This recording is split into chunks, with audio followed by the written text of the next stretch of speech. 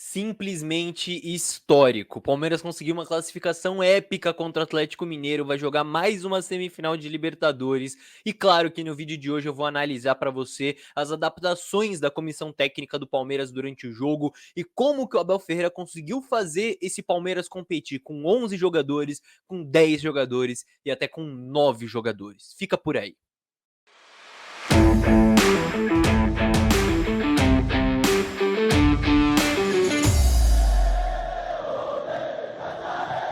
Salve, salve você que acompanha a Análise Verdão aqui no YouTube, meu nome é Leonardo Suzuki, sejam muito bem-vindos a mais um vídeo, rapaziada, assim, vamos para análise tática desse Palmeiras 0, Atlético Mineiro 0, classificação nos pênaltis, um jogo que o Palmeiras se superou, mais um jogo que o Palmeiras teve que se superar cada vez mais, um jogo histórico, uma classificação épica, uma copada histórica, né, peso mesmo do Palmeiras em Copa Libertadores da América, chegando agora à 10ª semifinal. Então eu vou falar para vocês sobre questões coletivas, então como que o Abel montou o Palmeiras para se defender com um a menos, com dois a menos, e claro também sobre questões individuais. Eu acho que tem muitos jogadores interessantes da gente levantar aqui nesse vídeo, analisar individualmente também, certo? Antes disso, eu já peço o seu likezinho pra você não esquecer, né? Tô acordando cedão nessa quinta-feira pra poder gravar o vídeo pra vocês, pro vídeo sair aí pra vocês conferirem a análise. Então, deixa o likezinho que fortalece e não esqueça de se inscrever também, certo? Batemos os 50 mil inscritos, que beleza. Muito obrigado pra todo mundo que tá chegando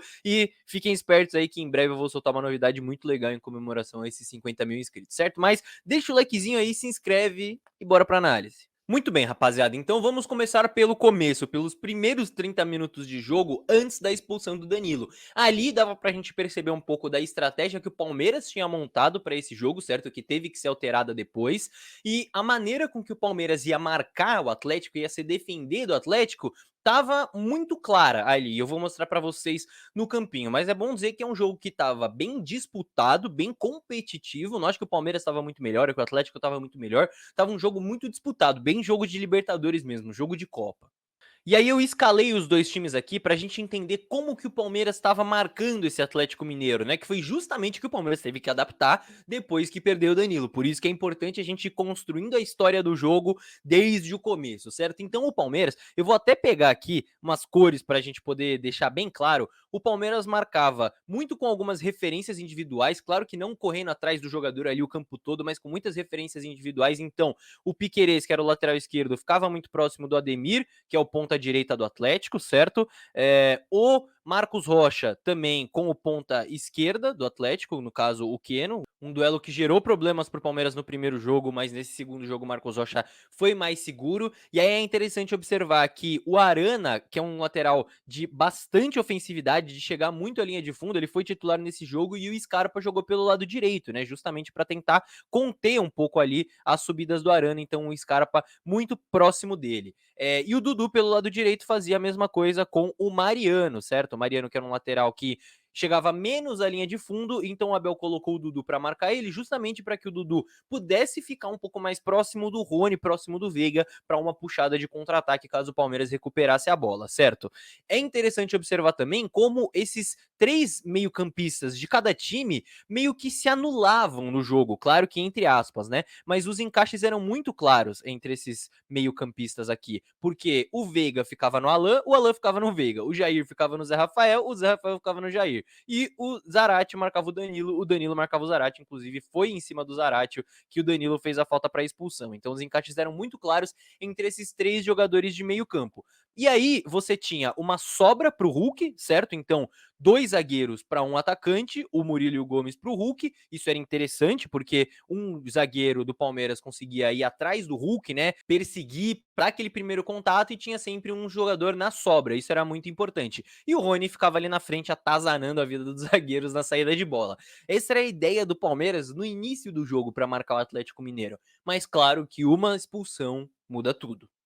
E aí acho que é importante eu dizer também, pra mim, justíssima a expulsão do Danilo, tá? Não sei nem como é que o juiz foi pro VAR, não sei como é que ele não expulsou de campo, enfim, justíssima a expulsão do Danilo, foi juvenil, mereceu ser expulso, e aí o Palmeiras teve que se adaptar. E a primeira coisa que eu preciso dizer aqui, que como é admirável em segundos o Palmeiras já tinha mudado completamente a sua forma de defender. Eu postei isso no Twitter e o Gabriel Iocota do Verdazo, que estava nas tribunas lá no Allianz Parque, ele respondeu lá no Twitter e falou que quando o Danilo foi expulso, alguns jogadores do Palmeiras ficaram em cima ali do árbitro, do Vilmar Roldan, ganhando tempo, fazendo pressão. Enquanto isso, o Abel, ele tirou um caderno dessa grossura, só de campinho e de estratégia de jogo, e já chamou todos os jogadores que mudaram de posição e explicou as alterações táticas. Então, em questão de segundos, o Palmeiras tinha se adaptado e mesmo com 10, parecia que estava jogando com 11 ainda de tão organizado. E eu te explico como o Palmeiras resolveu se defender.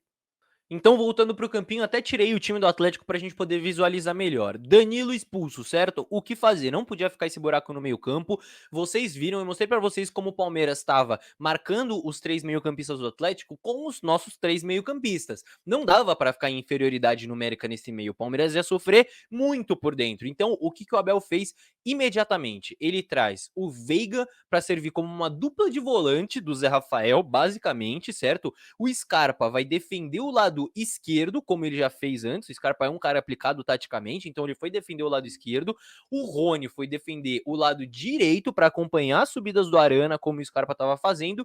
E o Dudu ficou um pouco mais solto para ser esse jogador da puxada do contra-ataque, para se desgastar um pouco menos fisicamente. Então virou uma espécie de 4-4-1, o que o Palmeiras fez logo depois. Quando vai para o intervalo, depois o Palmeiras no segundo tempo faz algumas adaptações, principalmente o que? O Zé Rafael às vezes voltando um pouco, certo? Para defender esse espaço entre as duas linhas, e aí o Palmeiras tinha o Dudu recuando um pouco aqui na linha de meio, e aí se defendendo em um 4-1-1, certo? Ainda com um jogador a menos, e uma outra adaptação que também ocorreu durante o jogo foi o Scarpa voltando muito aqui, formando quase que uma linha de 5, com o Piquerez virando o terceiro zagueiro, certo? Então, fazendo isso aqui, e aí o Palmeiras se defendendo com o Dudu pelo lado, ou com os jogadores aqui por dentro, e principalmente o Rony servindo aí como o escape, né? Não que tenha dado certo, né? O Rony não conseguiu receber muitas bolas em profundidade, mas o escape do Palmeiras era justamente o Rony pela direita, era o que o Palmeiras buscava fazer,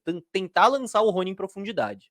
E numa boa, vamos ser sinceros, o Atlético não criou praticamente nenhuma grande chance de gol com a mais. O Palmeiras se defendeu muito bem. A única chance que o Atlético teve foi aquela cabeçada do Jair, que foi uma transição, uma roubada de bola do Atlético. Não foi uma jogada que o Atlético estava ali desde a saída de bola, atacando, tentando buscar espaços. Foi uma jogada em que o Zé Rafael estava com a bola, ele tentou sair driblando, perdeu, e aí o Atlético recupera, pega o Palmeiras ali surpreso e consegue esse cruzamento para o Jair. Essa foi a chance do Atlético com um a mais. Só essa. O Palmeiras se defendeu muito bem. E aí o Palmeiras fica com 2 a menos. E aí, sobre a expulsão do Scarpa, devo dizer para vocês que para mim não é tão certa quanto a do Danilo, não. Quando a gente pega só a entrada, né, só o impacto ali da entrada do Scarpa no jogador, a gente pode pensar, pô, expulsão. Mas vamos dar uma olhada no contexto. O que estava acontecendo? O Atlético Mineiro estava matando todas as jogadas do Palmeiras com falta. Todas as jogadas com faltinha. E o juiz estava, né, deixando, marcava algumas, dava pouquíssimos amarelos, assim como foi no primeiro jogo. Nesse lance, o Scarpa sofre uma falta claríssima do Jair, se eu não me engano, e por ter sofrido a falta, no movimento de cair, sofrendo a falta, ele dá essa entrada, mas no movimento natural do corpo. Então, olha só como o contexto faz diferença. Ele só deu essa entrada porque ele sofreu a falta e o juiz demorou para dar, e o jogador do Atlético só cometeu a falta porque ele sabia que o juiz estava dando corda pra isso. Então, olha só como uma coisa leva a outra. Mas chega de falar de arbitragem, vamos falar de tática. E aí, o que o Palmeiras fez para se defender com 9 jogadores? Então vamos lá, eu expliquei que com 10 muitas vezes o Scarpa voltava aqui, né? E aí o Palmeiras acabava defendendo meio que num 5-4-0, digamos assim, às vezes até num 6, porque o Rony voltava aqui pela direita também, acompanhando o Arana, enfim.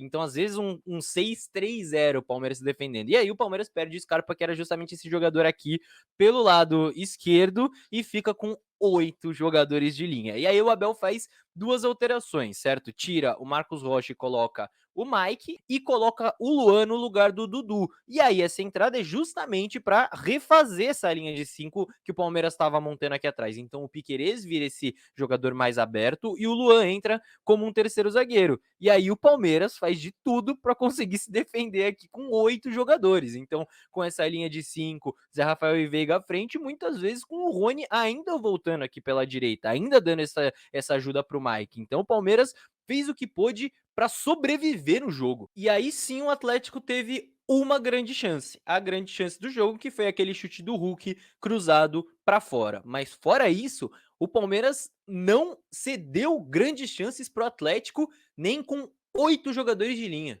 E aí o jogo vai para os pênaltis e é muito necessário falar aqui mais uma vez sobre a força mental, a força psicológica do Palmeiras, que no primeiro jogo estava perdendo por 2-0 e foi buscar um 2-2 no último minuto, e agora com 2 jogadores a menos, conseguiu levar para os pênaltis, e nos pênaltis conseguiu acertar todos os pênaltis e se manter forte. E aí eu preciso destacar aqui alguns jogadores individualmente nessa partida. Primeiro, vamos começar do começo, né? O Everton. Vamos respeitar o Everton, né? Tava sendo criticado, tava sendo cornetado, não pegava pênalti, não pegava pênalti. Pronto, pegou pênalti em jogo decisivo. Muito grande o Everton. A dupla de zaga, o Gustavo Gomes, gente. A gente tá tão acostumado com o alto nível dele que a gente nem percebe quando ele faz umas partidas assim de elite, mas ele jogou muita bola. O Murilo, cara, o Murilo, meu Deus! Jogou muito e ainda bateu aquele pênalti decisivo, né? Imagina a pressão que não tava pra ele acertar aquele pênalti. O Piquerez, cara, o Piquerez, vou falar pra vocês, ele não é o melhor lateral esquerdo do mundo, mas ele é muito forte nesse tipo de jogo, parece que ele não se abala, e quando ele faz o gol ali de pênalti, ele ainda comemora com uma cara de tipo, tá, é isso aí mesmo, tamo em casa.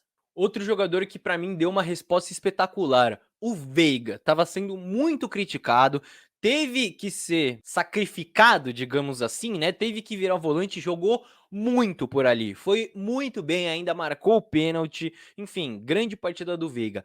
O Rony, cara, o Rony, ele volta de lesão, ele começa o jogo como centroavante, vira um ponta direita, vira um ala, vira quase um lateral direito, joga o jogo inteiro, corre o jogo inteiro e ainda faz o dele de pênalti num momento em que se ele perdesse, o Palmeiras estava fora. Se ele perdesse, o Atlético passaria. Então, assim, cara, todo respeito para todos esses jogadores. Eu falei alguns aqui, mas cabe para Zé Rafael, cabe para Dudu, cabe, enfim, para muitos jogadores, porque realmente o Palmeiras fez história, não tem outra palavra. E é claro que o plano do Abel, né, como dizem, não previa que o Palmeiras ia ter 8 jogadores de linha no meio do jogo. Mas, como eu disse no começo, é admirável como o Palmeiras conseguiu se adaptar com naturalidade. Questão de segundos, o Palmeiras já defendia de maneiras diferentes, em formações diferentes, mas com a mesma intensidade de sempre, com a mesma concentração de sempre. Cara, tem que fazer muita coisa para conseguir vencer esse Palmeiras, mas muita coisa. E o Galo não fez, não conseguiu. O Palmeiras está em mais uma semifinal de Libertadores. Então, se você assistiu isso aqui até aqui, deixa o likezinho que eu tenho certeza que você curtiu essa análise. Então, deixa o like, pega o link do vídeo, manda para todos os seus amigos palmeirenses, que fortalece muito a gente, fechou? E se você ainda não está inscrito, por favor, inscreva-se, não custa nada, é literalmente de graça, só clicar no botão e aí você vai receber ainda mais análises exclusivas sobre o Palmeiras, coletivamente, individualmente, Abel Ferreira, todos os jogadores, contratações, enfim, tudo, certo? Inscreva-se. E no mais é isso, meus queridos. Sempre um prazer vir aqui fazer vídeo depois de classificação, ainda mais depois de uma classificação tão épica quanto essa, uma das maiores copadas que eu já vi na minha vida, certo? Grande dia para todos, vejo vocês numa próxima. Tchau, tchau.